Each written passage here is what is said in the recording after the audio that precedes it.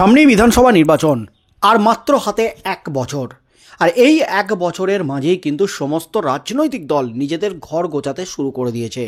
Trinamool, BJP, বাম শিবির, কংগ্রেস, সমস্ত রাজনৈতিক দল যে যার মতো করে তাদের দলকে ঢেলে সাজানোর চেষ্টা করছেন। তবে 2021-এর বিধানসভা নির্বাচনের আগে এবং 2024-এর লোকসভা নির্বাচনের আগে যে চিত্রটা উঠে এসেছিল, এই রাজ্যে ঘোড়া কেনাবেচার মতো বিভিন্ন রাজনৈতিক দলের, বিশেষ করে তৃণমূলের হেভিওয়েট দাপুটের নেতা নেত্রীরা তারা তৃণমূল ছেড়ে বিজেপিতে যোগদান করেছিলেন। ভেবেছিলেন হয়তো বিজেপি 2021-এর বিধানসভা নির্বাচনে জয়লাভ করবে। তবে খেলা কিন্তু ঘুরিয়ে ছাড়েন মমতা ব্যানার্জি। লক্ষ্মীর ভাণ্ডার সহ একগুচ্ছ প্রকল্পের ঘোষণায় রীতিমতো ফের ব্যাপক সংখ্যাগরিষ্ঠতা নিয়ে ক্ষমতায় ফিরে আসে তৃণমূল কংগ্রেস। তারপরই খেলা ঘুরে যায়, ফের বিজেপিতে যোগ দেওয়া তৃণমূলের নেতারা আবারও তৃণমূলে ফিরে যান। 2024-এর লোকসভা নির্বাচনের আগে এমন চিত্রও কিন্তু দেখা গেছে গোটা রাজ্যে। তবে এবার 2026-এর বিধানসভা নির্বাচন, আর এই বিধানসভা নির্বাচনের আগেও কিন্তু এবার ঘোড়া কেনাবেচা ইতিমধ্যেই শুরু হয়ে গেছে। তৃণমূল বিজেপি, তৃণমূল থেকে বিজেপি, আবার বিজেপি থেকে তৃণমূল, চলছে ভাঙা গড়ার খেলা। কোন দল বেশি শক্তিশালী সেই শক্তি দেখাতে একেবারে মাঠে নেমে পড়েছে সমস্ত রাজনৈতিক দল। তার মধ্যেই কিন্তু এবার বড় ধাক্কা একেবারে তৃণমূলের, মুখ পুড়ল তৃণমূল কংগ্রেসের। দল ছাড়লেন হেভিওয়েট নেত্রী। যা ঘটল তাতেই কিন্তু জোর শোরগোল পড়ে গেল একেবারে গোটা রাজ্যে। 2026-এর বিধানসভা নির্বাচনের আগে রীতিমতো অস্বস্তিতে তৃণমূল, মাথায় হাত কালীঘাটের। এই মুহূর্তের সবচেয়ে বড় খবর, জলপাইগুড়ির রাজনৈতিক মহলে অদ্ভুত কাণ্ড। মধুচন্দ্রিমা টিকল না 2 ঘন্টাও। বিজেপির পঞ্চায়েতের হেভিওয়েট সদস্যকে যোগদান করিয়ে মুখ পুড়ল তৃণমূলের। বিজেপি থেকে তৃণমূল হয়ে ফের বিজেপিতে যোগদান করলেন পঞ্চায়েত সদস্য। মাত্র 2 ঘন্টায় শেষ হলো সম্পূর্ণ উপাখ্যান। তা নিয়ে জোর চর্চা জেলার রাজনৈতিক মহলে। অর্থাৎ ছিলেন বিজেপি নেত্রী এবং তিনি তৃণমূলে যোগদান করলেন, তৃণমূলে থাকলেন 2 ঘন্টা, তারপর ফের বিজেপিতে ফিরে এলেন। একেবারে চাঞ্চল্যকর ঘটনা ঘটল জলপাইগুড়িতে, যা দেখে চমকে উঠল গোটার রাজ্যবাসী। মুখ টিপে হাসাহাসিও কিন্তু শুরু হয়ে গেল গোটা রাজ্যে। রীতিমতো বড় ধাক্কা, বড় অস্বস্তিতে তৃণমূল কংগ্রেস বিজেপি নেত্রীকে তাদের দলে যোগদান করিয়ে। জলপাইগুড়ি জেলার রায়গঞ্জ ব্লকের সিকাবপুর গ্রাম পঞ্চায়েতের দেবী চৌধুরানী সভাকক্ষে রায়গঞ্জ ব্লক মহিলা তৃণমূল কংগ্রেসের উদ্যোগে ছিল দীক্ষা কর্মসূচি। এই কর্মসূচিতেই রায়গঞ্জ ব্লকের বহু মহিলা কর্মী সমর্থকরা অংশগ্রহণ করেন। সেখানেই রায়গঞ্জের তৃণমূল বিধায়ক খগেশ্বর রায়ের হাত ধরে পানিকৌড়ি গ্রাম পঞ্চায়েতের 18/97 ডাঙ্গাপাড়া বুথের বিজেপির পঞ্চায়েত সদস্য কল্পনা বর্মন বিজেপি ছেড়ে তৃণমূল কংগ্রেসে যোগদান করেন।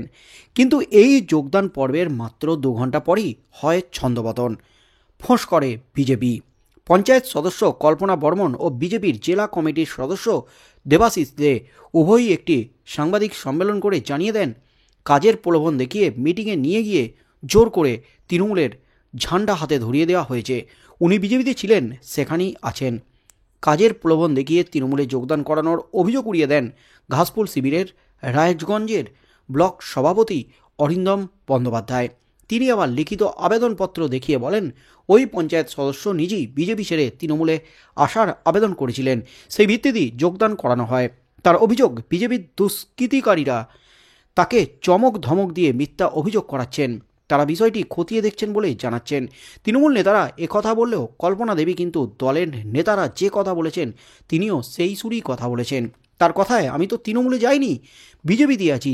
আমাকে একটা মিটিংয়ের নাম করে নিয়ে যাওয়া হয়েছিল, সেখানে যে এটা করাবে ওরা, এটা হবে ভাবতে পারিনি। এমনই কিন্তু বিস্ফোরক দাবি করলেন এই নেত্রী, বিজেপি নেত্রী, অর্থাৎ ছিলেন বিজেপি নেত্রী।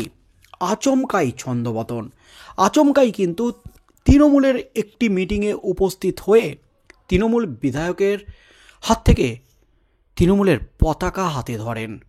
সেই নিয়ে কিন্তু জোর শোরগোল পড়ে যায় একেবারে জলপাইগুড়ি জেলা তো বটেই, গোটার রাজ্যের রাজনীতিতে। কারণ পাহাড়ি এলাকায় কিন্তু বিজেপি তারা কিন্তু শক্তপোক্ত ছিল, সংগঠন থেকে শুরু করে সমস্ত দিক দিয়েই।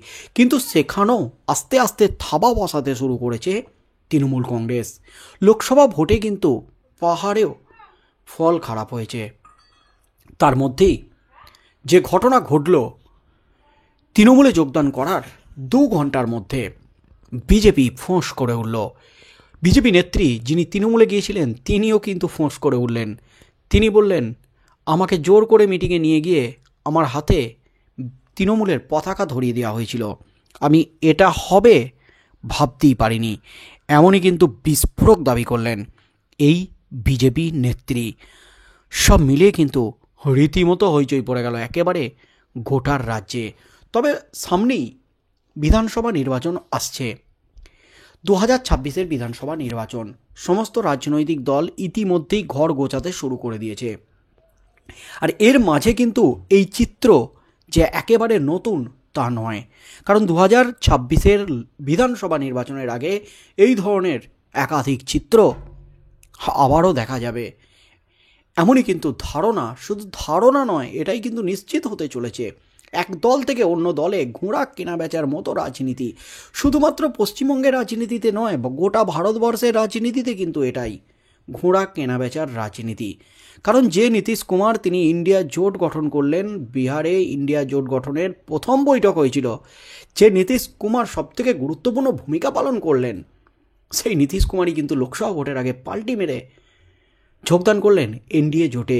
এবং বিজেপিকে ক্ষমতায় আনতে নীতিশ কুমারের দল তারা কিন্তু উল্লেখযোগ্য ভূমিকা পালন করেছে। কারণ বিজেপি এবার লোকসভা ভোটে মাত্র 240 আসনই থেমে গেছে। তাই ম্যাজিক ফিগার পেরোতে হলে আরও যে 32 আসনের প্রয়োজন ছিল, সেটা কিন্তু চন্দ্রবাবু নাইডুর দল এবং তার সাথে সাথে নীতিশ কুমারের কাছ থেকেই তারা পেয়েছে। তাই 2026-এর বিধানসভা নির্বাচনের আগে কি হতে চলেছে রাজ্যে, কোন হেভিওয়েট নেতারা কাদের দিকে ঝোঁকেন, কাদের দলে থাকেন, কি হতে চলেছে, এবং এই ঘটনার পর এবার তৃণমূল হাইকমান্ডের তরফ থেকে কোনো প্রতিক্রিয়া আসে কি না। কারণ কিছুটা হলেও অস্বস্তিতে পড়েছে এই নেত্রীকে যোগদান করিয়ে তৃণমূল কংগ্রেস। ফের কিন্তু তাসের ঘরের মতো সব কিছু তছনছ করে দিয়ে বিজেপিতে যোগদান করলেন তৃণমূল নেত্রী, 2 ঘন্টার তৃণমূল নেত্রী। আগামী দিনে কি হতে চলেছে 2026-এর বিধানসভা নির্বাচনের আগে, সেদিকেই চোখ থাকবে গোটা রাজ্যের।